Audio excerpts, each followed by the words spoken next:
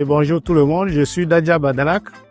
Je suis le directeur régional de l'agriculture, de la pêche, des ressources animales et de la souveraineté alimentaire de la région Kara. Ici, nous sommes au centre régional de mécanisation agricole de Tchitchao. Ce centre est né d'une grande vision, de la vision du président du conseil, dans un grand ensemble qui se veut une transformation profonde et structurelle du domaine agricole. Lorsque nous observons un peu notre pays, c'est un pays fortement agricole et l'agriculture occupe une grande partie dans le développement économique de notre pays. Force de cela, le président du conseil, après des analyses, a trouvé qu'il faille rendre plus performante notre agriculture. Et dans cette vision, il a pensé à mécaniser, à faciliter l'activité de l'agriculture. Et donc, ce centre est né de cette vision. Dans ce centre, il y a plusieurs aspects. Il y a le bloc administratif qui va héberger les bureaux des formateurs. Il y a le bloc logement des formateurs. Il y a aussi le cœur de ce centre qui est la salle de simulation où la formation se fait en salle sur des machines de simulation. Et dans cette salle, nous avons le tracteur, nous avons les bulles, nous avons des pelles et nous avons aussi des bennes sur lesquelles on va former les jeunes.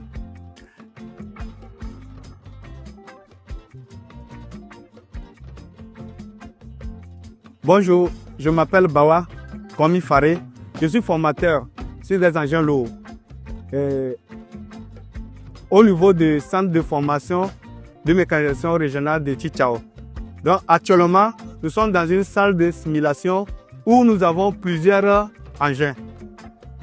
Prenons à la première position, c'est un formateur qui est là pour se former sur un tracteur. Et sur ce tracteur, d'abord, dans un premier temps, il fait la pratique et la théorie. Et après la théorie, maintenant, on la met sur le terrain pour faire la pratique. Donc, nous encourageons les jeunes de venir aujourd'hui de se former sur nos engins.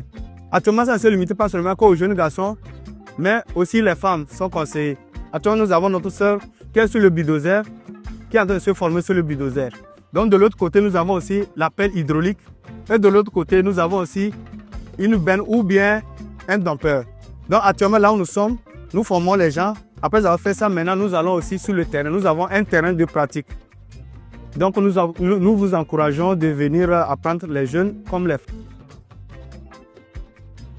Bonjour, je me nomme Kolani Jean, technicien superviseur des travaux. Nous sommes en train de faire l'exécution de la construction de la CRMA qui nécessite les travaux de terrassement.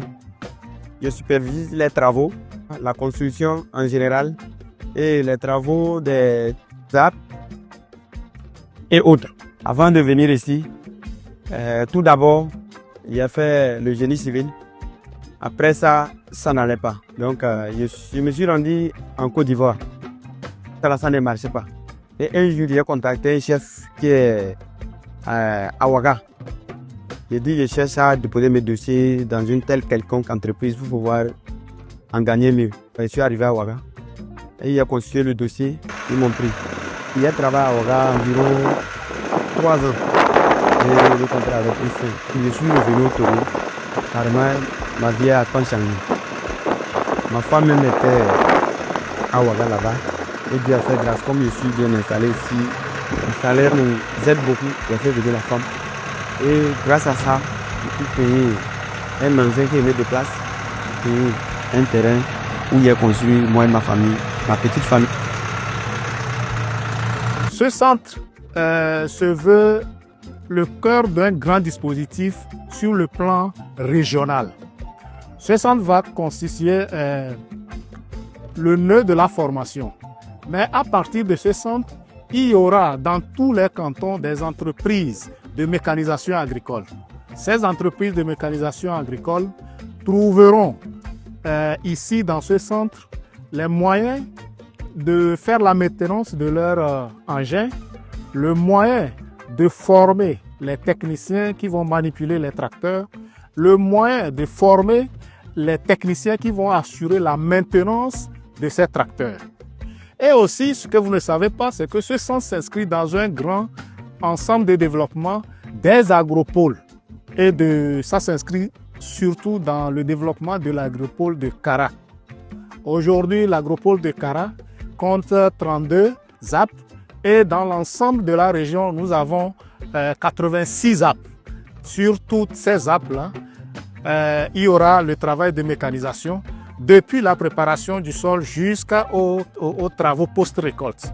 Quand je parle de la préparation du sol, il y aura le travail d'aménagement du sol, il y aura le travail de labour, il y aura le travail de semis, il y aura le travail d'entretien des cultures, il y aura le travail aussi de récolte.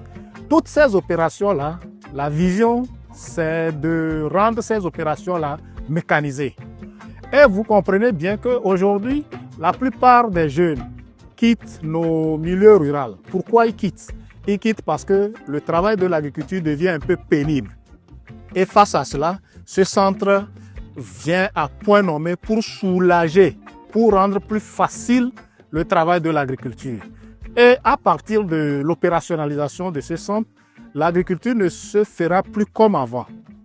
Les jeunes qui vont se lancer dans l'agriculture, ils seront plutôt des entrepreneurs agricoles, de vrais entrepreneurs agricoles, pas comme des paysans que nous avons connus par avant. Et je pense que c'est la plus grande vision du président du Conseil aujourd'hui. Et nous saluons vraiment cette vision et nous remercions aussi l'entreprise qui a travaillé à réaliser ce joyau pour la région. Je signale aussi que la vision du gouvernement, c'est de mettre ce type de centre-là dans toutes les régions. Et actuellement, à part le centre de Tchitchao, il y a le centre de mécanisation agricole de Palimé aussi, qui est tout à fait prêt. Pour dire vrai, le centre est ouvert à toutes les couches, et principalement les jeunes.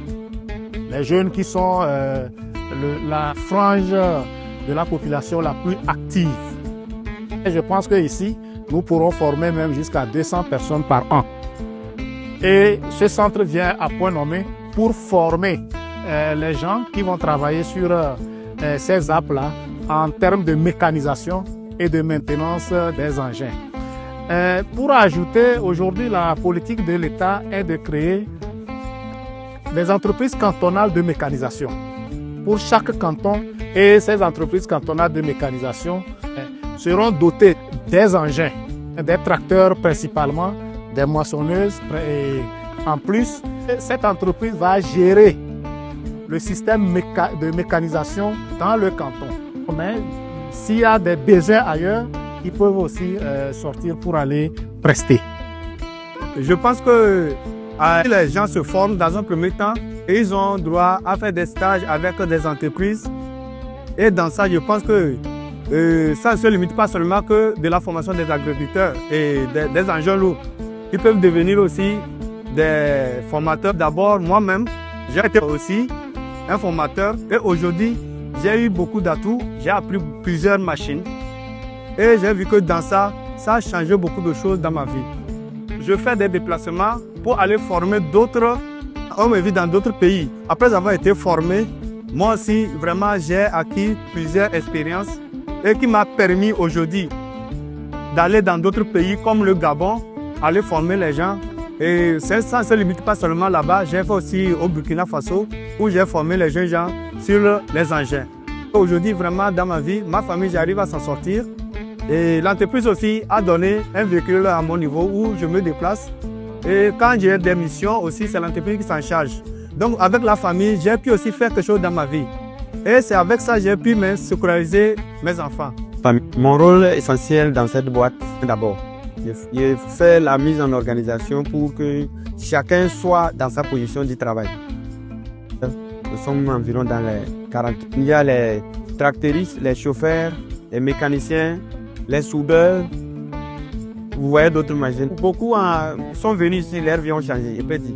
Ils arrivent à vivre avec leur famille et leur famille profite de leur travail. Et si cette entreprise n'était pas installée à Tchitchao présentement, beaucoup devraient chômer, d'autres devaient rentrer dans la délinquance, je peux dire. Sinon, comme ils sont venus, on a recruté beaucoup de jeunes dans le milieu et d'ailleurs, maintenant l'État a mis les moyens. Tout est modernisé, tout est utilisé des machines.